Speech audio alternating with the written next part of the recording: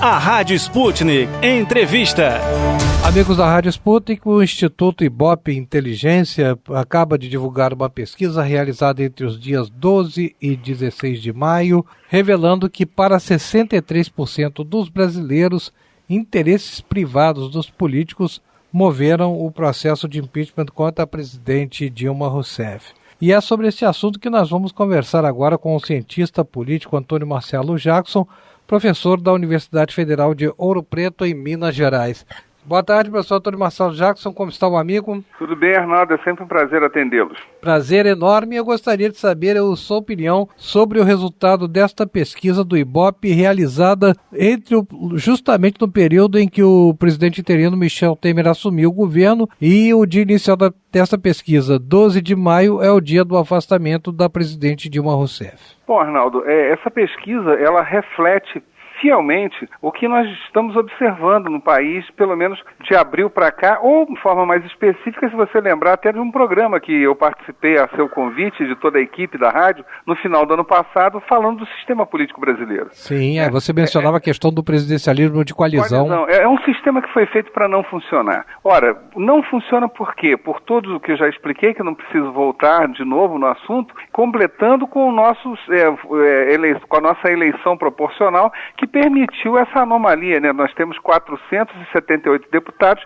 que não foram eleitos com o próprio voto. Ora, o que isso tem a ver? Isso faz com que esse deputado não tenha compromisso com o representante, com o eleitor. A própria figura do Michel Temer também. A última vez que Michel Temer foi eleito com o próprio voto foi em 2002, para deputado federal. Em 2006 ele volta à Câmara Federal, só que com o voto de outros. E depois apenas como vice da Dilma Rousseff. Ora, o que significa? O eleitor brasileiro, com toda a crise política, ele esperava, apesar de todo esse quadro, que as ações fossem positivas.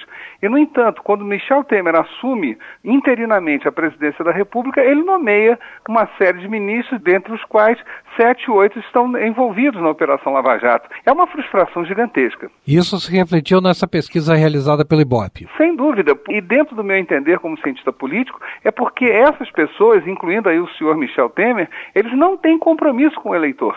Essa que é a grande verdade. Infelizmente, nós temos uma classe política no Brasil que não está compromissada com o eleitor. A pesquisa mostra também que 34% dos entrevistados estão pessimistas, contra 31% de otimistas e 30% neutros, nem otimistas, nem pessimistas. É um quadro equilibrado, na sua opinião? Olha, em condições normais, qualquer governo que comece, mesmo aí voltando a outros exemplos do próprio Itamar Franco, né, lá na época do Collor, há um percentual um pouquinho maior do caso do otimismo, tá? Eu não me refiro nem ao pessimista. O pessimista ainda tem um impacto muito grande em relação à crise em si, né? Então, poderia ser até maior. Na época do Collor, o pessimismo era até maior. Chegava, acho que 40%, se eu não estou enganado. Mas o otimista e o neutro é que surpreende, né? Em tese, deveria ser maior. Mas, no entanto, com as medidas tomadas, com as indicações de ministros do presidente interino, realmente não há otimismo que se sustente, né?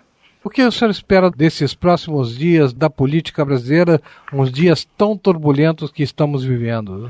Olha, no dia de hoje, o presidente interino já apresentou medidas muito sérias, né?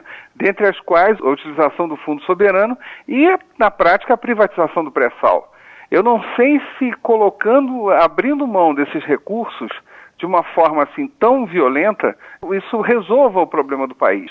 Além do que, se colocarmos, por exemplo, na conta, seria muito mais, ao mesmo tempo que ele fez isso, ele, por exemplo, ele coloca um ressarcimento do BNDES na casa de 40 bilhões de forma imediata e mais 60 bilhões a médio prazo, de um total de 500 bilhões que o Tesouro Nacional repassou ao BNDES. Ora, se você tem na pauta a privatização do pré-sal, zerar o Fundo Soberano e apenas pegar um dinheiro de volta que está num banco que é público, eu acho que é muito mais interessante a terceira opção. E eu confesso, fiquei surpreso com a atitude do dia de hoje do presidente interino, quando ele coloca que ele vai abrir mão do pré-sal. Então isso é uma coisa muito estranha, tá? Para um presidente que diz que quer resolver com urgência os problemas do país. Eu acho que já não fosse suficiente as indicações lamentáveis dos ministros envolvidos com investigações criminais muito sérias. Além disso, com uma atitude dessa, confesso, Arnaldo, eu estou muito pessimista. Professor Antônio Marcelo Jackson, um forte abraço, muito obrigado por mais essa entrevista ao programa da Rádio Sputnik. Eu espero que esse pessimismo ou a preocupação se transformem para um bom sinal, para bons indicativos. Eu espero que eu esteja errado, Arnaldo, e todos os ouvintes, sinceramente.